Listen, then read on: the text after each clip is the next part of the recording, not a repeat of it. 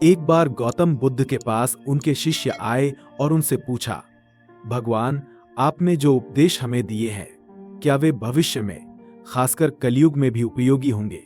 बुद्ध मुस्कुराए और एक पल के लिए शांत रहे।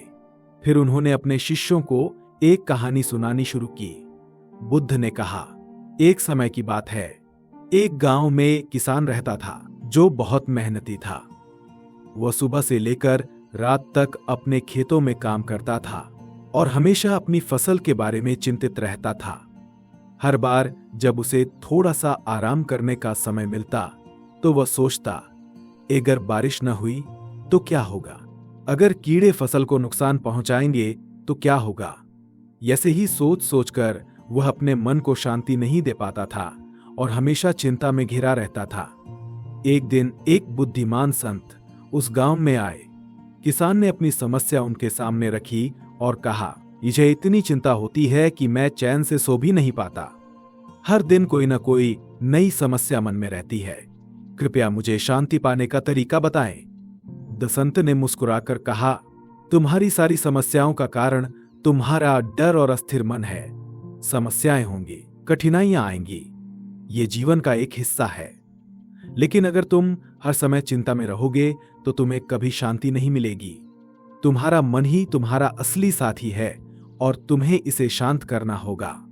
बुद्ध ने अपने शिष्यों की ओर देखा और कहा, जैसे उस किसान ने संत से कि जीवन की समस्याओं को मन की शांति के साथ हल करना ही असली रास्ता है, वैसे ही कलयुग में भी मनुष्य को अपने मन पर काबू रखना होगा।